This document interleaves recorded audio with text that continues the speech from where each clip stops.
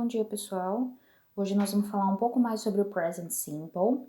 Só lembrando, então, que nós já estudamos o present simple do verbo to be,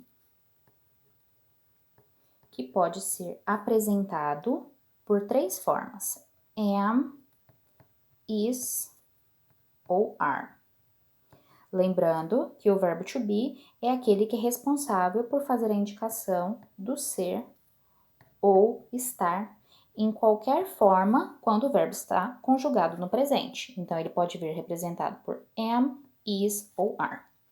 Agora, nós vamos começar a tratar, então, dos verbos nas suas outras formas, ou seja, os outros verbos, como eles vêm apresentados no present simple.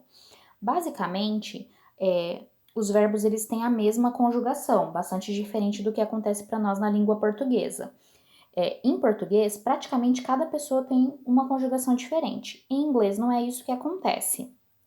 Na língua inglesa, as únicas pessoas que vão apresentar uma conjugação diferente são as pessoas he, she ou it. Isso daqui vocês vão encontrar os pronomes lá no caderno de vocês. Então, a observação é, essas daqui são as únicas pessoas que apresentam uma conjugação diferente da conjugação original, do verbo na sua base form. Conjugação diferente. Vamos falar de um exemplo que aí fica mais fácil para vocês visualizarem como funciona. Imaginem o verbo trabalhar. O verbo trabalhar em inglês é work. Ok? Então, eu posso dizer I work, you work, they work, we work. Vocês percebem que para essas pessoas que eu falei até agora, o verbo continuou na mesma forma. Agora, se eu estivesse tratando do verbo work para he, she ou it, ele viria conjugado dessa forma aqui, ó, works, com S no final. Isso não quer dizer que o verbo está no plural, isso quer dizer que o verbo está conjugado para a terceira pessoa no presente simples, que é o he, o she ou it, ok?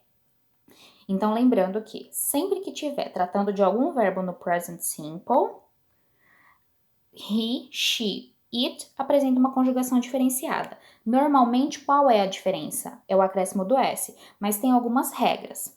Quais são as regras? Bom, as regras sempre, novamente, em relação a he, she, it, vão ser, primeiro, em relação à terminação. Se o verbo tiver a terminação CH, SH, S, Z, X ou O, e tiver conjugado, é óbvio, para a terceira pessoa, que é he, she ou it, nós vamos fazer o acréscimo do ES ao final do verbo. Exemplo, verbo go. Se eu for dizer I go, eu vou, o verbo mantém. Você vai, you go, o verbo mantém. Agora, para he, she ou it, devido à terminação O verbo vem com a terminação ES no final. Goes. Segunda regra, isso serve então para verbos que tenham qualquer uma dessas terminações, certo?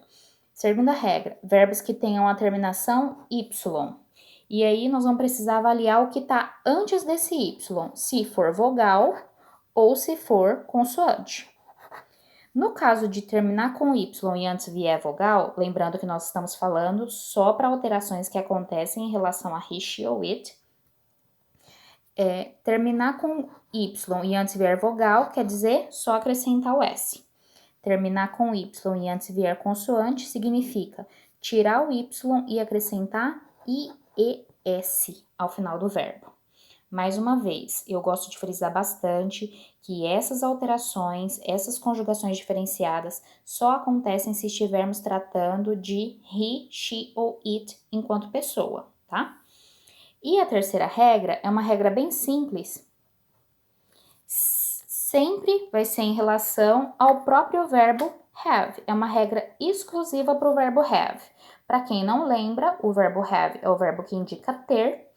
Portanto, ele, conjugado para a terceira pessoa, que é he, she ou it, ele vem indicado por has, ok? Mais uma coisa, muito importante salientar. Todas essas alterações que nós vimos até agora só são válidas quando estiver tratando de he, she ou it, desde que sejam em frases afirmativas. Porque nas frases negativas, o verbo volta para sua forma normal, certo? Então, toda essa regra que a gente viu até agora só é válido se tiver tratando de he, she ou it em frase afirmativa. Porque na negação e na pergunta, nós vamos começar a usar os auxiliares, que são do e does. Basicamente, negou ou perguntou, desde que não tenha a presença do verbo to be, não tenha nem am, nem is, nem are, é necessário fazer o uso do do ou do does, certo?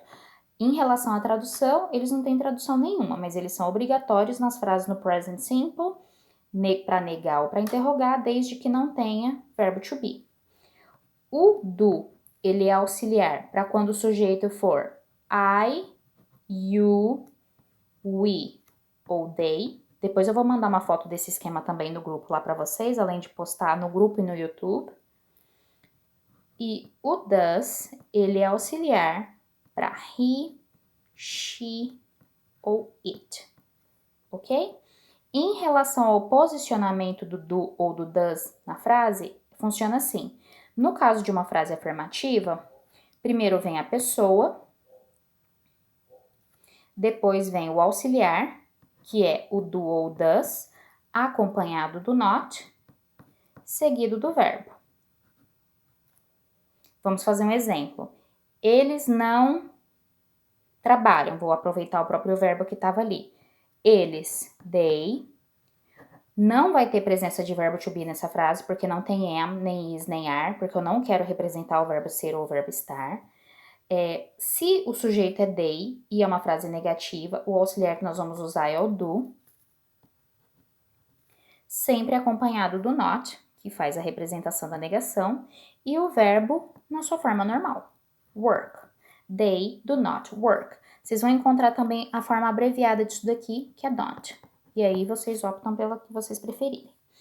No caso de ser uma pergunta, a pergunta segue essa estrutura. Primeiro vem o auxiliar, depois a pessoa e depois o verbo. Certo? Eu posso dizer, ele estuda? Ele estuda, não tem verbo to be, porque eu não estou representando ser ou estar. Por ser uma pergunta, eu vou precisar usar o auxiliar. O auxiliar, nesse caso, vai ser o does, porque eu estou fazendo a pergunta com ele, que é he. Portanto, a pergunta é does, pessoa, he, e o verbo study. Does he study? Pronto, tá feita a pergunta. Então, novamente, eu vou mandar a foto desse esquema. Se vocês tiverem alguma dúvida, entre em contato comigo. Eu vou postar no grupo e no YouTube. Vocês podem fazer as atividades das pages 60 até a 64, ok? Falou, galera? Obrigada!